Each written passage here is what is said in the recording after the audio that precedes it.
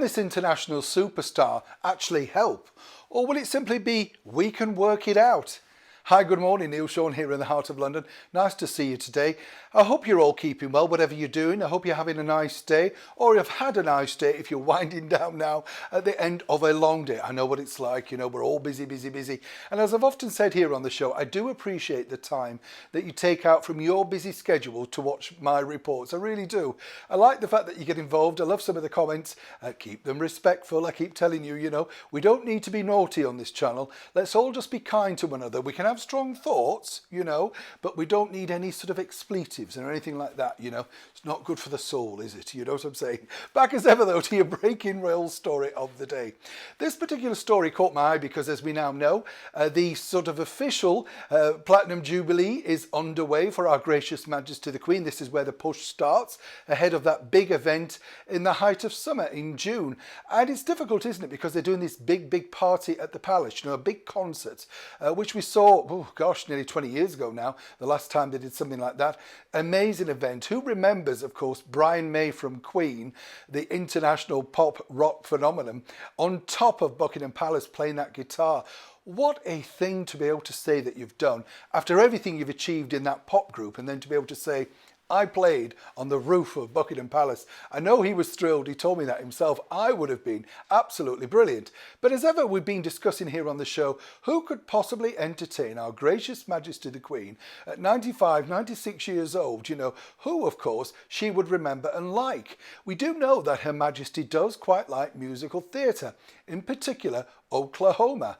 Apparently, there's a song from that musical that was their song, Philip and Elizabeth's song. Apparently, a very good star told me this, that when he mentioned it to Prince Philip, he said, oh, really? Really? Oh, is it? Of course, Her Majesty the Queen smiled as if like, yeah, it is to me, it might not be to you. So was the man that can't remember, have you noticed?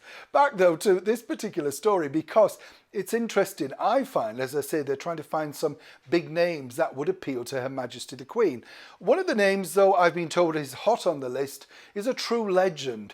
And there's a bit of a connection, really, as to why Her Majesty the Queen would like to see him on the stage. It already goes back to her late sister, Princess Margaret, who was besotted with the music of the Beatles. So much so that she attended one of their very first big premieres at the London Pavilion in the heart of London. She came back, apparently was raving about just how popular they were, the bouncy tunes, all that sort of stuff. And so because of that, my spies told me that Sir Paul McCartney in some form will be making an appearance. We're not quite sure if it's going to be on the roof, but no doubt it would be nice for Her Majesty to sit through quite a few of his more famous compositions. And when you think about the Beatles, they were considered to be rather racy, like the Rolling Stones and Herman's Hermits and all those other great bands around the period. Do you remember the Searchers, Johnny Kidd and the Pirates? Who remembers all of that? My favourite, the thumping Dave Clark 5. Lucky enough to meet him once. Marvellous guy.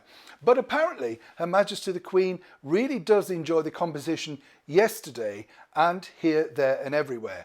So look out for that if and when Sir Paul agrees to appear in front of Our Gracious Majesty. When I say if he agrees, I mean, let's face it, if you got the offer, you'd be there in a shot, wouldn't you? No doubt. Neil Sean in the very heart of London.